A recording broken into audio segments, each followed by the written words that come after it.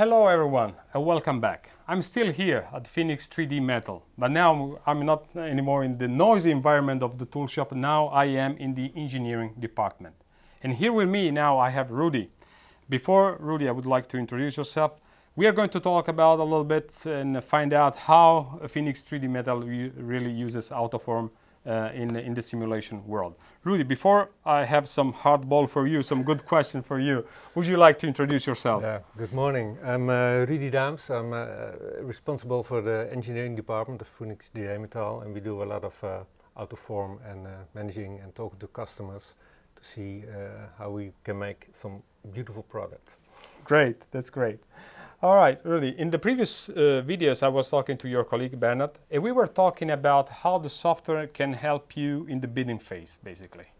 Now I would like to go a little bit more deep. You know, I like asking questions and find out how our customers actually are using the software.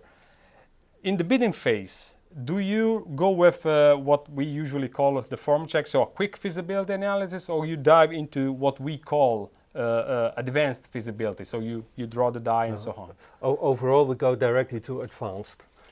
I think for us in the bidding situation, we use AutoForm a lot because of managing of expectations. Yep. We want to show the customer what is possible and what will happen to a product when we go going to make it using our process. Yeah, so this fits also with what Bernard said in the previous video. There is no room for mistakes, so you really want to make sure that the part is actually feasible and the way you think. Another question is that dealing with many automotive tool suppliers, basically, they have to deal quite a lot with springback. Springback is always an issue, especially when they deal with different kind of material, aluminum, high-strength steel, whatever. Is this the same for you? Do you deal with such a kind of issue or challenge? Let's call it challenge. Springback is always an issue, I think, and we always use AutoForm to show the customer that there will be springback and how in what amount there will be springback. And sometimes it's a problem, sometimes it's not. Mainly we do not compensate our tools because this will lead to higher costs, and because of the small series we don't have that room. Okay. So basically you're telling me that just like in this example over here, I can see that there is quite severe springback. Basically, when you deal with something like this, what do you do? I mean, if you do not compensate or you don't do anything. We communicate this with our customer and ask them, will this be a problem? And depending on the product, in this particular case, there will be hinges here and a lock here, and the product will be drawn onto a rubber seal. So the severe springback you see here will not be a problem. Okay. And when we can convince the customer of that this is a situation, we'll go as it is.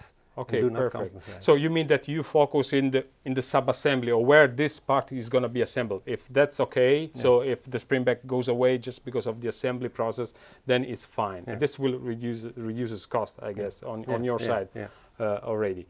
What if that's not the case? I mean, what if the customer says, well, this is really an extreme situation, I cannot really assemble, basically. How do you deal with that? Again, it's about managing expectations. When we see this, we can always have a kind of co-designing, co-engineering with our customer, and suggest to have some extra ribs, extra form to make the product stiffer, and to reduce the springback. Okay, that makes sense. So you basically work on reducing the springback, so any kind of gainers or whatever can help you in achieving that. This means, of course, ask for some concession on the part shape, basically.